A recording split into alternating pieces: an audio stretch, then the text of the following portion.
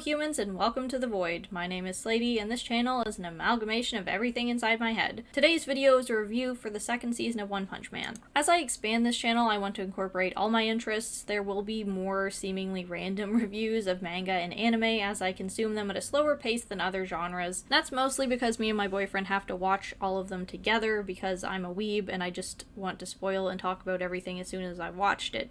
So that doesn't do him any favors. If you're asking yourself where I stand on One Punch Man Season 1, you shouldn't be, because it is objectively amazing and it gets an A+.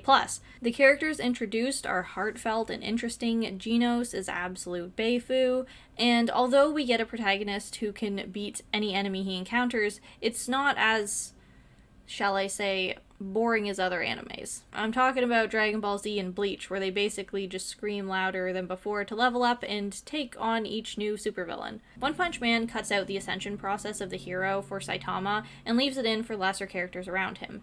It gives us the emotional satisfaction and investment other animes lack, because One Punch Man's side characters are actually at risk and will lose everything and even die. And in the absence of an apex protagonist that is portrayed as constantly struggling when we know he's gonna win and we don't believe it for a second, we get a hero already past the mentality of knowing he'll win. Saitama opens an amazing drawer of existential questions from a man who can do it all, so now he's just kind of bored. If you haven't seen One Punch Man, go fucking watch it. Do it right now. If you want to just watch the first season and not the second, I think that's a viable option. It closes itself out well, and until they make a third season, rushing through the second season isn't really necessary. And that's kind of what we're going to be talking about. So now I'm going to talk about season 2 of One Punch Man with spoilers. And I was a little disappointed. If you've watched the first season of One Punch Man, you know how high the expectations of anything following it was. It was immaculately animated, and the story was a complete journey from meeting Saitama to understanding why he feels so depressed, along with the incorporation of other things that matter more than prestige and strength, which is the relationships he's made and the continuous search for a challenge. It was kind of a perfect arc, which means that the following season would have to conclude itself in that well-rounded manner or feel unfinished, and that's exactly what happened. Season 2's end felt like a mid-season cliffhanger rather than the end of a whole other season. We get 2 new storylines that don't resolve, but instead come together for hype for their conclusion in the next one. It just left some people, myself included, with a bit of blue balls. What also brought One Punch Man Season 2 down a notch for me was the lack of development of pre-existing characters. We keep getting more and more new characters to familiarize ourselves with, which is fun, but it doesn't get us much farther in the plot. Not just because he's my boy, but Genos and Sonic kind of got glossed over. We get some very obvious signs that Genos is going dark side with the need for power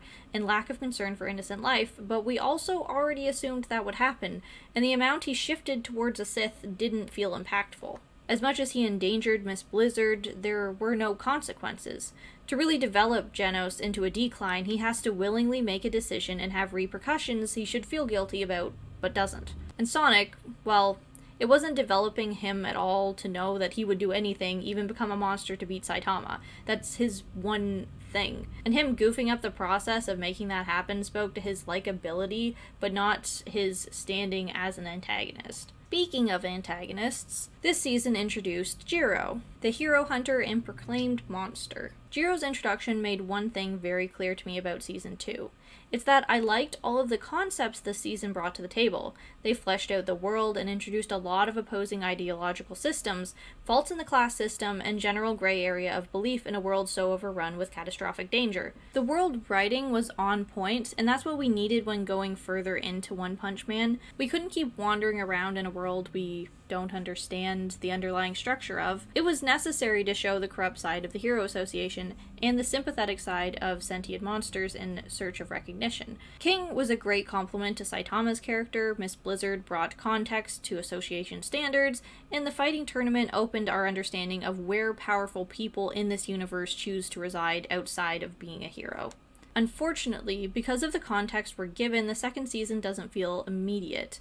It feels like we're playing a bit of catch-up, and that the fights are fewer and farther between. And unfortunately, when it comes to fighting and development, majority of it centered around Garo, who I personally just didn't like as much as I should have. From Garo's introduction, because he occupied a space in society between 2 very opposing sides, heroes versus monsters, We knew we were getting an anti-hero, and as the season played out, that's exactly what he became. His fighting superiority constantly fell flat after his killer introduction, which I believe was meant to make him an underdog to root for once you understood his driving factor, but it just made it harder for me to invest in him.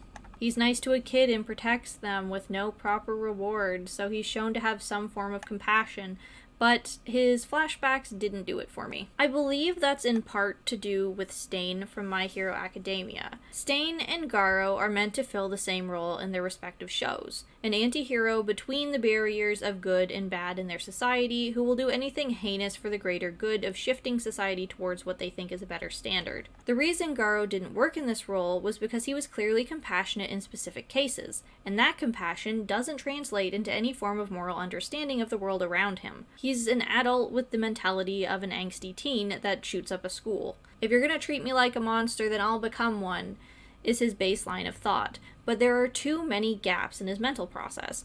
He was trained by Bang, and has spent at least 2 decades of his life in this universe we're just being dropped into, but somehow has never run into any interaction that would make him question his extremist convictions. On another layer, I believe this doesn't work because the point of Season 2 was for us, the viewers, to see a different side of the hero society, its corrupt underbelly. And as much as Garo is meant to be a device to support its corruption, he does not actually acknowledge it. He doesn't have the revelations he should be having as a sympathetic anti-hero, which is that some heroes are bad and some aren't. Garo should have developed this understanding of heroes with us instead of occupying a space of disconnect between his positive traits and his indiscriminate hero hunting. Also, I think it's important to note that Stain from My Hero Academia rationalizes his actions for a specific cause. A common trait of anti-heroes is that as long as the ends justify the means, then it's okay by them. But Garo doesn't really have an end in mind. He doesn't like heroes, and he wants to be a monster to get more recognition, but okay. Aside from that, what's the goal? To fight until you die?